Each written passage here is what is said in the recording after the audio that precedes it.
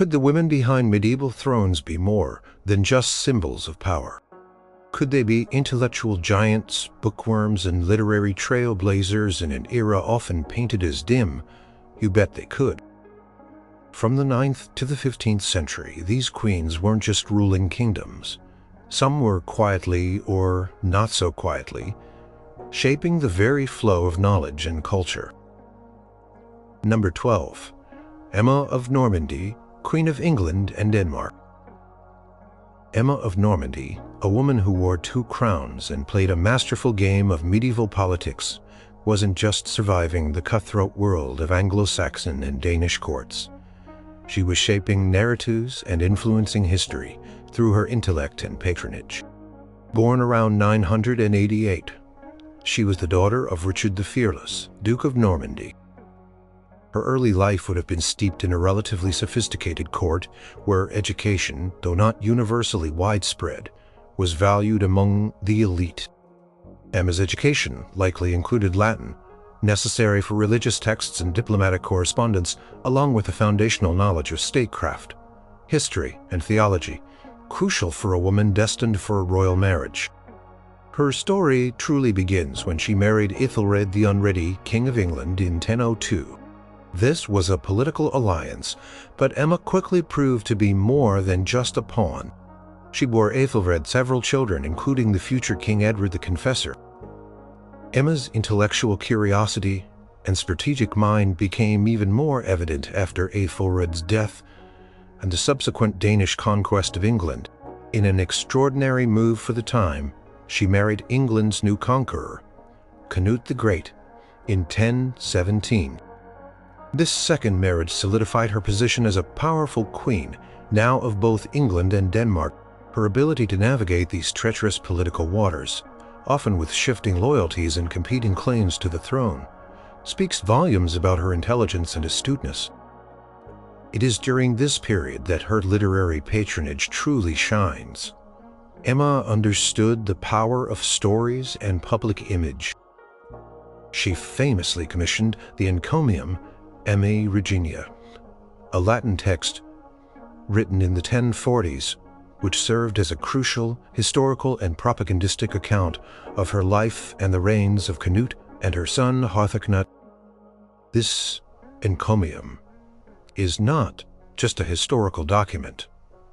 It is a carefully constructed narrative, touting Emma's direct involvement in shaping her legacy. It portrays her as a wise, devout, and politically skilled queen, central to the stability of the Anglo-Danish Empire. The very act of commissioning such a work, likely supervising its content and presentation, indicates a queen deeply invested in how she would be remembered and how history would frame her actions. It required not just wealth, but an understanding of rhetoric, history, and the political impact of written works. The author of the Encomium, possibly a monk from St. Omer in Flanders, praised Emma's wisdom and her ability to guide events. Source: Encomium Emmae Reginae, edited by Alistair Campbell, 1949, page 12. Her personal library, though not fully catalogued, likely contained religious texts, histories, and chronicles necessary for her political and spiritual life. After Canute's death, Emma again faced political turmoil, eventually supporting her son, Harthacnut. She continued to exert significant influence until the ascension of Edward the Confessor, her son from her first marriage, who initially sidelined her. Even in her later years, Emma remained a figure of intellectual and political weight, a survivor who used her intellect to navigate the complex world of medieval royalty. Her legacy is not just one of political power, but also one of literary foresight, understanding that words could be as mighty as swords in shaping perception and history. Reference: Frank Barlow, Edward the Confessor, 1970, page 78. Emma of Normandy proved that a medieval queen could be a political force, a mother, and a patron of literature, all at once actively shaping the written memory of her own extraordinary life. Number 11. Bertha of Kent, Queen of Kent. Journeying back to the early medieval period, we discover Bertha of Kent, a queen whose quiet yet profound influence helped rekindle education and literacy in Anglo-Saxon. Born a Frankish princess around the mid-6th century, Bertha was the daughter of King Charibert, the first of Paris. Her upbringing in the Merovingian court, though less documented than later periods, would have provided her with a level of education superior to most of her contemporaries in Britain. The Merovingian Franks maintained stronger links to the lingering Roman intellectual traditions than the Anglo-Saxons of the time. This meant Bertha likely had access to Latin texts, religious manuscripts, and tutors who could impart knowledge of Christian doctrine and possibly classical learning. Her education was not just about personal enlightenment. It was preparation for her destiny. Bertha's significance emerges most clearly through her marriage to King Ethelbert of Kent, a pagan ruler, around 580 AD. This union was a pivotal moment in English history as it brought Christianity back to England after the Anglo-Saxon invasions had largely eradicated it. As a condition of her marriage, Bertha was permitted to practice her Christian faith freely. She brought with her a Frankish bishop, Leodhard, and a collection of Christian books and relics. This was no small detail. In an age where books were rare and literacy among rulers was not a given, Bertha's personal library, however modest by modern standards, was a treasure trove. It represented a direct link to the intellectual and spiritual life of continental Europe. Reference: Bede Ecclesiastical History of the English People, Book 1, Chapter 25. Her presence in Kent created a fertile ground for the Gregorian mission, led by Augustine of Canterbury when it arrived in 597 AD. King Ethelbert, influenced by Bertha and the established Christian community in his court, eventually converted to Christianity. Bertha's role as a literate devout queen possessing and understanding sacred texts would have been a powerful example for a pagan court. She was not just a symbol of the new faith, she was an active participant in its reintroduction, likely explaining scriptures and Christian teachings to her husband and court. The very existence of her chapel dedicated to Saint Martin, used for Christian worship before Augustine's arrival, goes her commitment to maintaining a learned and pious environment. Source: Anglo-Saxon Chronicle, Manuscript A, entry for 597. While Bertha may not have been a prolific writer herself, her impact on the literary and educational landscape of Anglo-Saxon England was immense. She facilitated the re-establishment of literacy and the introduction of new Latin texts crucial for the growth of Christianity and subsequent monastic scholarship. Her arrival effectively opened a channel for the flow of continental knowledge and learning into England. Without her, the reception of Augustine's mission might have been far less successful, delaying the flourishing of Anglo-Saxon intellectual life that would follow. Bertha of Kent, the educated Frankish princess, was a foundational figure, a living library, whose very presence laid the groundwork for future literary and scholarly endeavors in a burgeoning kingdom. Number 10. Margaret of Scotland, Queen of Scotland. Stepping into the late 11th century, we encounter Margaret of Scotland, a queen whose deep piety and intellectual curiosity shaped the spiritual and educational landscape of her adopted kingdom. Born around 1045 in Hungary, Margaret was a princess of the English royal house, granddaughter of Edmund Ironside. Her early life was spent in exile in Hungary, a period that proved formative for her education. The Hungarian court of King Andrew I was a place where learning was valued, and Margaret received a thorough education in Latin, theology, and the scriptures. This was an exceptionally high level of schooling for any medieval noble, let alone a woman equipping her with a formidable intellect and a profound understanding of Christian doctrine. Reference: Turgot, Life of Saint Margaret, Queen of Scotland, written in the 12th century, Chapter 2. In 1057, Margaret and her family returned to England, only to flee again to Scotland after the Norman conquest of 1066. There she married King Malcolm III Canmore, a union that transformed both her life and the Scottish kingdom. Margaret quickly became not only a queen, but also a driving force for religious and social reform, deeply influenced by her strong intellectual convictions. She was a scholar in her own right, particularly versed in scripture and the writings of the Church Fathers. Her court became a center of learning and piety, where she actively engaged in discussions about theological matters with bishops and abbots. Margaret's literary pursuits were deeply intertwined with her faith. She possessed a collection of beautiful illuminated manuscripts, including a precious gospel book bound in gold and jewels, which miraculously survived a river crossing. This personal collection speaks volumes about her love for books and her appreciation for their artistry and content. Source: Turgot. Life of Saint Margaret, Queen of Scotland. Chapter 10. She commissioned the production of new liturgical texts and encouraged the standardization of religious practices in Scotland according to Roman usage. Her reforms included promoting proper observance of Lent, Easter, and other holy days, all driven by a desire for a more educated and devout clergy and laity. She argued for these changes not merely by royal decree, but through reasoned theological debate. Beyond her personal study and patronage, Margaret was a fervent advocate for education. She established ferries across the Forth River to transport pilgrims, effectively improving communication and the spread of ideas. She founded monasteries and churches which by their very nature were centers of literacy and learning. In the medieval period, she also actively championed the cause of the poor and the orphaned, seeing their care as a spiritual duty, and she educated her children to share her values of piety. Her son David I, who later became king, continued many of her reforms and was known as a great patron of the church and education. Margaret of Scotland, canonized as a saint, was a queen whose intellectual and spiritual dedication left an enduring legacy of learning and literacy across her realm. Number 9. Matilda of Scotland, Queen of England.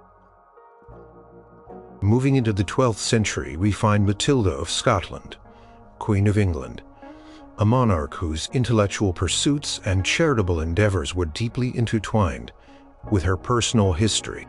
Born Edith around 1080, she was the daughter of King Malcolm III of Scotland and the intellectually formidable Saint Margaret of Scotland. This lineage meant Matilda received an exceptional education from an early age.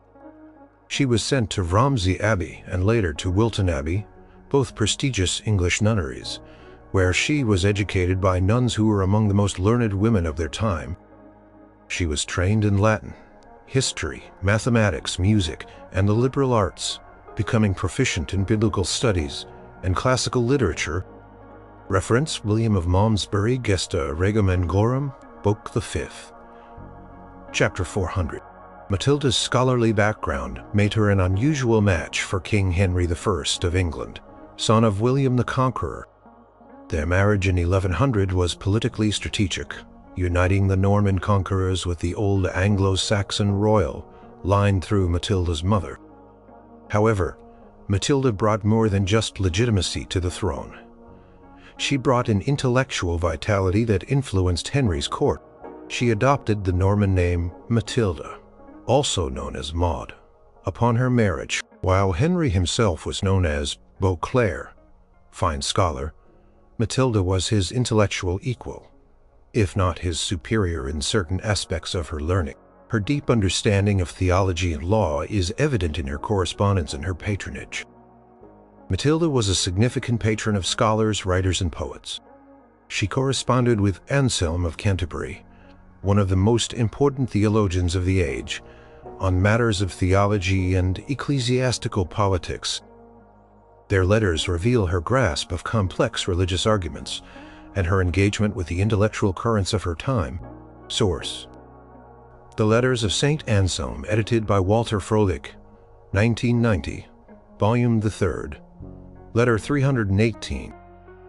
She also supported chroniclers and poets, encouraging the documentation of history and the flourishing of literary arts. The poet Guy Mar, for instance, received patronage that allowed him to compose his Histoire des Anglais.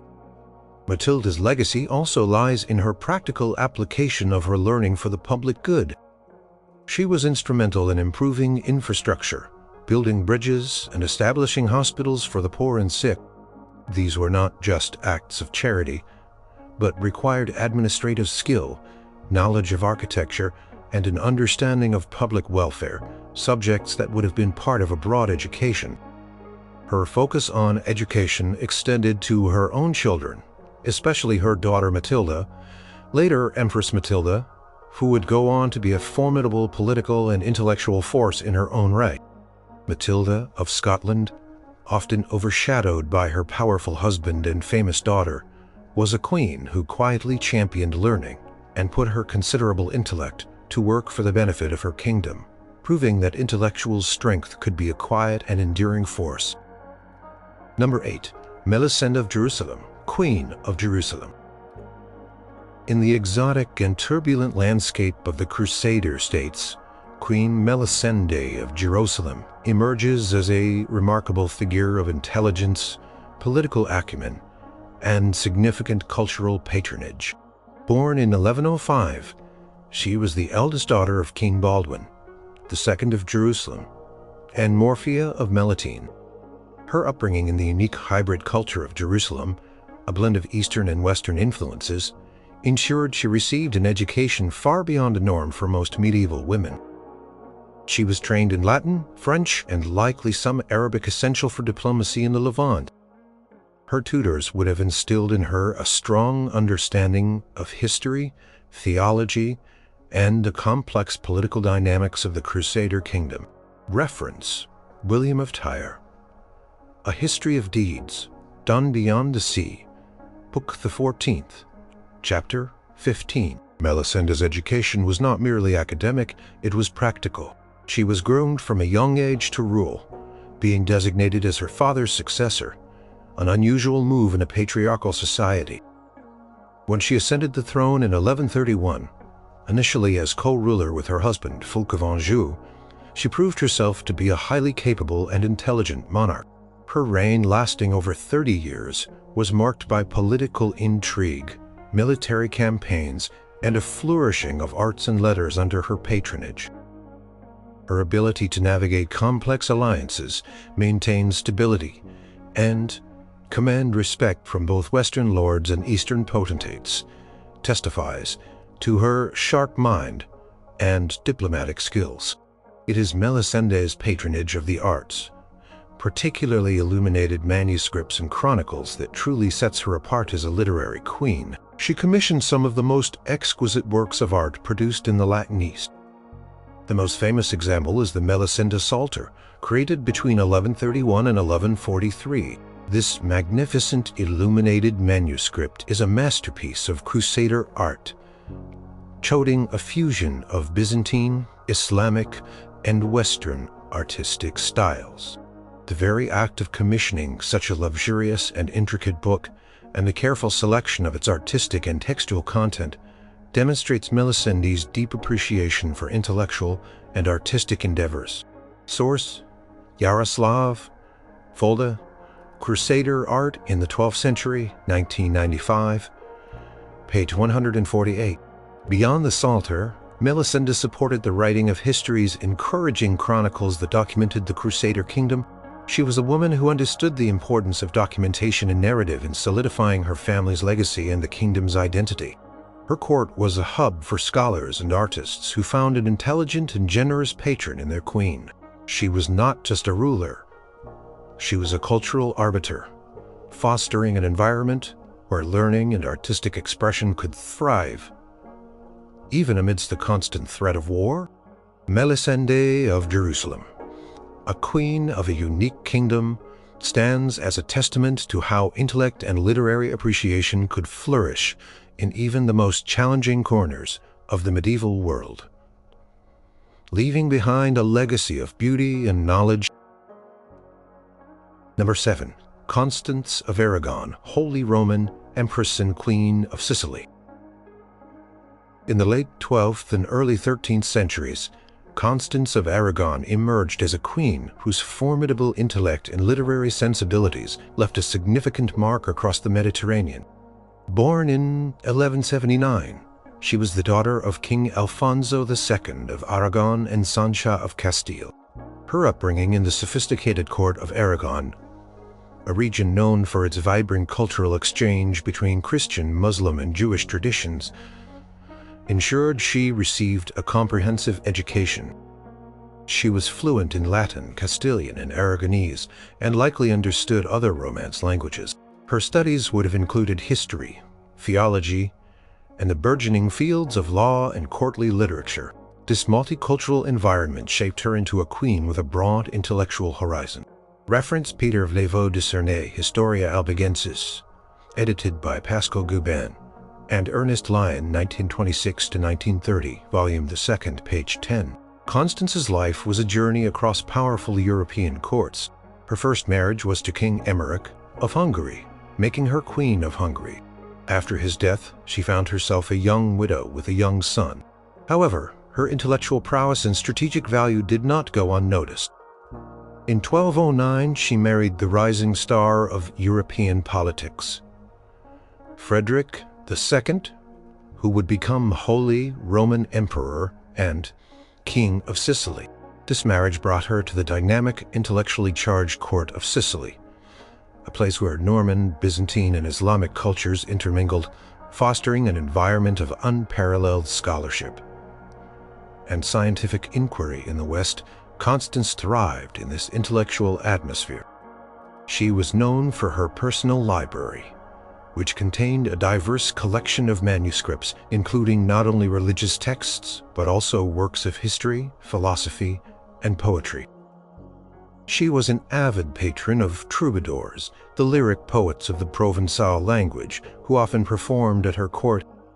Her appreciation for poetry and music was well documented, and she actively encouraged their composition and performance. This patronage contributed significantly to the flourishing of courtly love literature and lyric poetry in Sicily, which became a crucible for new literary forms that would influence Italian poetry for centuries to come. Source: Ernst Kantorowicz, Frederick II, 1194–1250, 1931, page 156.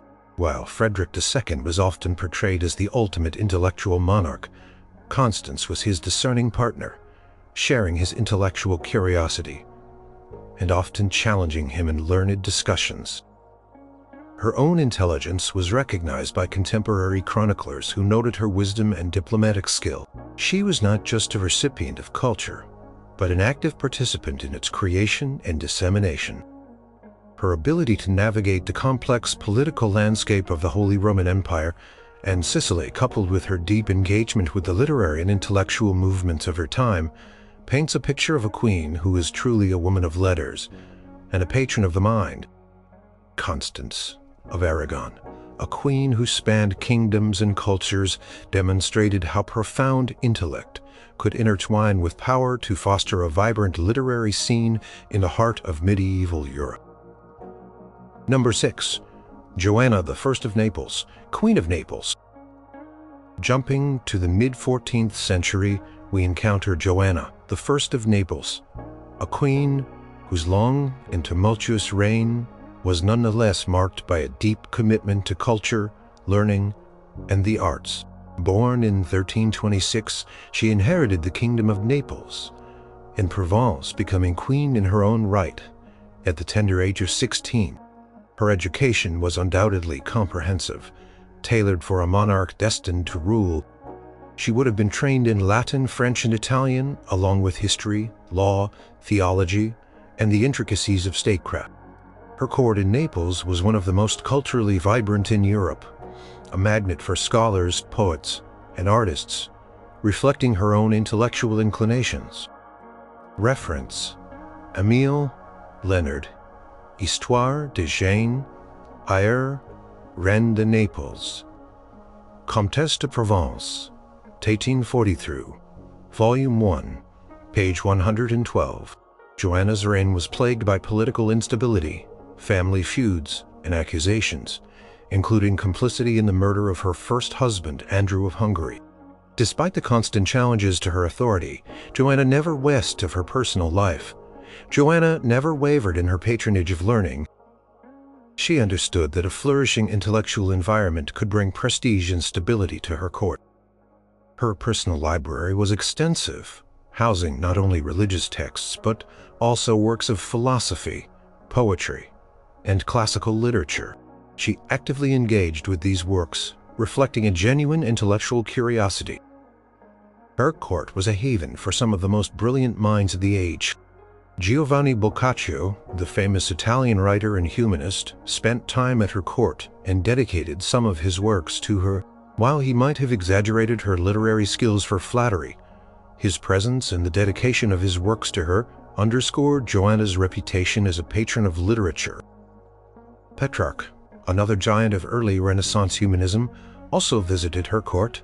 Though his relationship with her was more complex, she supported universities, notably the University of Naples, encouraging the study of law and medicine. Source: Giovanni Boccaccio, De Mulieribus Claris, dedicated to Joanna the First. Joanna's literary endeavors were not merely passive patronage. She was known to be an eloquent speaker, capable of defending herself in complex legal and political settings, including before the Pope in Avignon. Her legal arguments and diplomatic correspondence reveal a sharp analytical mind, well-versed in rhetoric and law. She commissioned artistic projects that reflected her sophisticated tastes, including frescoes, illuminated manuscripts, and architectural works. Her support for the arts and humanities created a lasting legacy in Naples, helping to bridge the gap between the late medieval period and the early Renaissance. Joanna I, a queen entangled in the tumultuous politics of her time, stands as a testament to the enduring power of intellect and patronage, proving that even a queen facing accusations and upheaval could cultivate a vibrant cultural and literary haven. Number 5. Irene of Athens, Byzantine Empress. Crossing into the fascinating and often volatile world of the Byzantine Empire, we encounter Irene of Athens, an empress whose intellectual prowess and political ambition marked a pivotal period in Byzantine history. Her early education, though not extensively documented, would have been in the rich traditions of Byzantine scholarship. This included a mastery of Greek, both classical and Koine, theology, rhetoric, and classical literature. Byzantine education for the elite was rigorous, emphasizing the study of ancient texts and the development of sophisticated argumentation skills, all of which Irene clearly possessed. Reference: Theophanes, The Confessor, Chronographia, composed in the early 9th century, entry for AM 6271. Irene's destiny was set when she was brought to Constantinople to marry Emperor Leo IV in 769. Upon his death, in 780, she became regent for her young son, Constantine VI, effectively taking the reins of the empire. Her reign was controversial, primarily due to her reinstatement of the veneration of icons. Iconodualism, after a period of iconoclasm, a decision that had profound theological and political ramification. This move required not only deep religious conviction, but also a profound understanding of theology, history, and the ability to articulate complex doctrinal arguments. Irene convened the Second Council of Nicaea in 787, where she demonstrated her theological knowledge and diplomatic skill in guiding the council to affirm the veneration of icons. Her intelligence was evident in her political maneuvering, her ability to govern a sprawling empire, and her strategic alliances. She cultivated a court that valued intellectual discourse and religious scholarship, attracting learned individuals who supported her policies and contributed to the intellectual life of Constantinople. While she may not have been a personal author in the modern sense, her influence on scholarship and theological debate was immense. She commissioned religious texts, supported monastic communities that were centers of learning, and encouraged the copying and preservation of manuscripts. The very act of guiding a major ecumenical council speaks to her command of rhetoric and her deep understanding of Byzantine intellectual and religious traditions. Source: George Ostrogorsky, History of the Byzantine State, 1968, page 188. Irene's legacy is complex, marked by both political successes and the drastic act of blinding her own son to secure power. However, from an intellectual standpoint, she was a formidable figure. She navigated a deeply fractured empire, used her intellect to shape religious policy, and fostered an environment where theological debate and scholarship could flourish. Her dedication to restoring icons was rooted in a theological understanding that required deep intellectual engagement. Irene of Athens, a Byzantine empress of immense power and intellectual depth, demonstrated how a queen's sharp mind could not only rule an empire, but also profoundly influence its religious. Number 4. Blanc of Castile, Queen of France. Stepping into the 13th century, we find Blanche of Castile, a queen regent of France, whose formidable intellect, strategic brilliance, and commitment to education left an indelible mark on one of Europe's most powerful kingdoms. Born in Palencia, Castile, in 1188, Blanche was the daughter of King Alfonso VIII of Castile and Eleanor of England, daughter of Elellanar of Aquitane. Her royal lineage meant she received an exceptional education, trained in Latin, Castilian, and French, along with history, theology, and the principles of governance. She was known for her piety, her administrative skills, and her sharp mind from an early age. Reference: Matthew Paris, Chronica Majora, composed in the 13th century volume, the 3rd, page 101. Blanche's true intellectual and political prowess became apparent when she married the future King Louis VIII of France in 1200. After his early death in 1226, she became regent for her young son, Louis IX.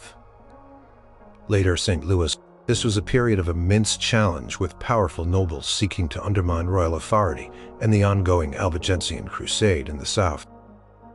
Blanche met these challenges with extraordinary strength and intelligence. She was a master of diplomacy, negotiation, and military strategy, deftly outmaneuvering her enemies and solidifying the power of the French monarchy. Her political letters and decrees reveal a clear, incisive mind, capable of complex legal and administrative thought.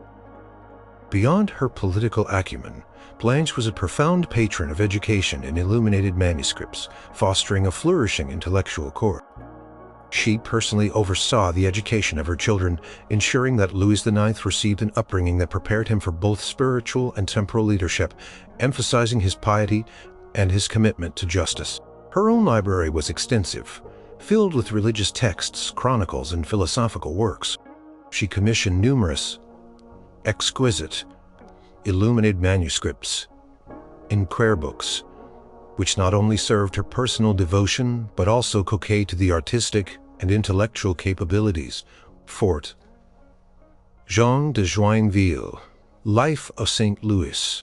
Blanche's commitment to scholarship extended to the nascent University of Paris, one of the leading intellectual centers of Europe.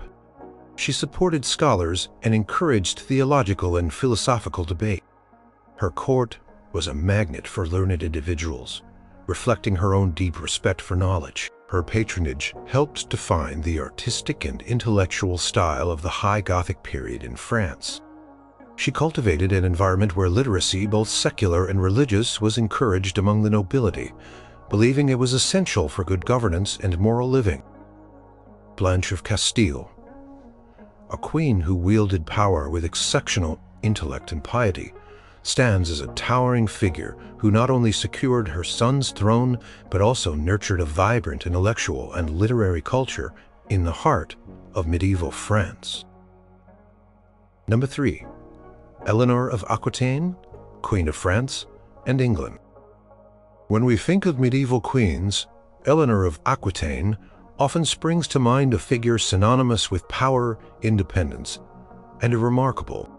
Born around 1122, she was the daughter of William X, Duke of Aquitaine, a region known for its sophisticated courtly culture and patronage of the arts. Eleanor received an exceptional education far surpassing that of most women of her era. And indeed many men. She was fluent in Latin and French, read classical authors, studied mathematics, history, and music. Her grandfather, William IX, was a renowned troubadour, and Eleanor grew up steeped in a culture of poetry, song, and courtly love, which deeply influenced her literary sensibilities. Reference: Ralph of Dis Chronica, composed in the late 12th century. Volume 2, page 320. Eleanor's life was a grand and tumultuous tapestry woven across two powerful European kingdoms. As Duchess of Aquitaine, she was the richest heiress in Europe. Her first marriage to Louis VII of France made her Queen of France in 1137. Her vibrant intellectual court, brimming with troubadours and scholars, often clashed with the more austere Parisian intellectual circles. After her divorce from Louis, she married Henry Plantagenet, Duke of Normandy, who had become King Henry II of England in 1154. This second marriage made her Queen of England, and her court at Poitiers became legendary as a center of culture and patronage. Eleanor was not just a recipient of intellectual and literary culture, she was an active participant and a driving force. She directly supported troubadours like Bernard de Ventadorn, and her court became the crucible for the development of courtly love literature. Though she herself did not write poetry, that has survived her influence on the themes, styles, and dissemination of this literature was profound. She understood the power of narrative and performance, and her patronage directly led to the creation of many literary masterpieces. The literary figures who flocked to her court, including Marie de France, though not a queen, her patroness, was likely a powerful noblewoman associated with Eleanor's circle, attest to the stimulating intellectual environment she cultivated. Source: The Lays of Marie de France, translated by Robert Hanning and Joan Ferrante, 1978. Introduction, page 12. Even during her long imprisonment by Henry II, Eleanor maintained her intellectual connections and continued to influence events through correspondence. Her letters, though few have survived, reveal a sharp political mind and a mastery of communication. Upon her release and her later role as regent for her son Richard the Lionheart, she continued to act as a patron of learning and a diplomatic force. Her later years saw her actively involved in European politics, demonstrating her enduring intellectual and strategic capacities.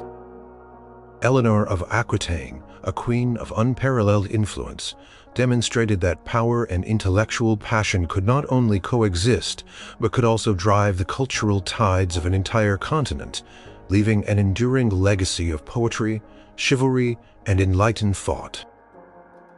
Number 2. Theopanu, Holy Roman Empress. Prepared to be amazed by Theopanu, a Byzantine princess who became Holy Roman Empress, a true intellectual powerhouse who brought the sophisticated learning of the East to the nascent kingdoms of the West. Born around 960 in Constantinople, Theopanu was a niece of the Byzantine Emperor, John I Tzimiskes. Her education was unparalleled for the time, even for a royal. In the glittering Byzantine court, where classical Greek learning was still treasured, she was trained in Greek and Latin, rhetoric, philosophy, mathematics, and the sciences. She was steeped in the rich traditions of both classical antiquity and Christian theology, making her one of the most learned women of her age. Reference: Thietmar of Merseburg, Chronicon, composed in the early 11th century, Book 2, Chapter 32. Her destiny was set when she was sent to marry Otto II, the future Holy Roman Emperor, in Rome in 972. This was a grand diplomatic marriage aimed at uniting the Eastern and Western empires. Theopanu arrived in the West, not just as a bride, but as a cultural ambassador. She immediately impressed the Western court with her intelligence, elegance, and education, often seen as exotic and highly refined by her new European counterparts.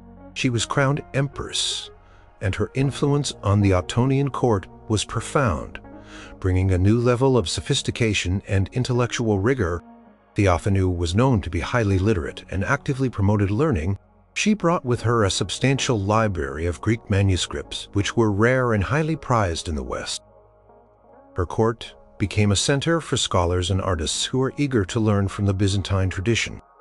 She encouraged the study of Greek, fostered connections with Byzantine scholars, and facilitated the translation of Greek texts into Latin. Her direct influence is credited with sparking a Byzantine Renaissance in the Holy Roman Empire, a period of renewed interest in classical learning and art. Source: Percy Ernst Schramm, Kaiser Rom und Renovatio, Studien und Texte zur Tugende Römische, Erneuerung des Karolingischen Reiches Bistum Investiert, 1929, page 140. Upon the death of Otto II in 983, Theopanu became regent for her infant son, Otto III. She ruled the vast Holy Roman Empire with remarkable skill and intellect for over a decade. Her diplomatic correspondence and imperial decrees reveal a sharp analytical mind, capable of navigating complex political and ecclesiastical. She was often depicted holding a scepter and orb, symbols of imperial authority, and her coins show her crowned sometimes with her name alongside her son's, indicating her significant power. Patronage extended beyond books to architecture and art, bringing Byzantine artistic styles to the West. Theopanu was a queen who not only governed an empire, but also actively cultivated its intellectual landscape, directly importing and fostering the very foundations of renewed Western learning. Her legacy is one of bridging cultural divides and igniting a passion for knowledge that would resonate for centuries. Number 1. Anna Komnene, Byzantine princess and historian. While not a queen in the traditional sense, Anna Komnene, a Byzantine princess, stands as the most educated and literary royal figure of the medieval era. Born in 1083 in Constantinople, she was the eldest daughter of Emperor Alexios I Komnenos and Empress Irene of Athens. Her upbringing was in the heart of the Byzantine Empire, a place where classical learning had never fully died out and where scholarship was a high art. Anna received an education that was extraordinary even by Byzantine standards, being taught by the finest tutors of the empire. She mastered Greek, Latin, philosophy, rhetoric, history, mathematics, astronomy, and medicine. She was a true polymath, a deep thinker, and a scholar of immense capability. Reference: Anna Komnene, the Alexiad, Book the 15th. Chapter 7. Anna was initially destined to rule. She was betrothed to Emperor Constantine Ducas, and as such, received an education fit for an empress. However, her brother John was later declared heir, shattering her ambitions for direct rule. Despite this disappointment, her intellectual pursuits never waned. Instead, they intensified, culminating in her monumental work, the Alexiad. This historical epic, written in elegant Attic Greek, chronicles the reign of her father, Emperor Alexios I.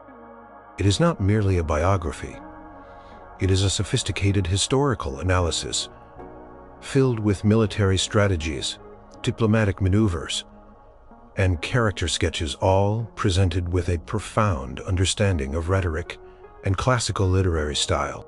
The Alexiad is a testament to Anna's extraordinary intellect and literary skill. She meticulously researched her subject, consulting state archives and interviewing eyewitnesses. Her narrative is rich with classical allusions, philosophical reflections, and medical insights, promoting her vast knowledge. She wrote not only as a historian, but also as a participant and keen observer of court life, offering a unique insider perspective on the Byzantine Empire at a crucial juncture in its history. Her command of the Greek language, Her ability to construct complex arguments and her narrative flair make the Alexiad one of the most important historical works of the Middle Ages, written by a woman. Source: Encomium, the Alexiad, translated by Elizabeth Dawes, 1928. Introduction, page XXW. After the death of her husband, Nicephorus Bryennius, Anna withdrew to the convent of Kekaratome, which her mother had founded.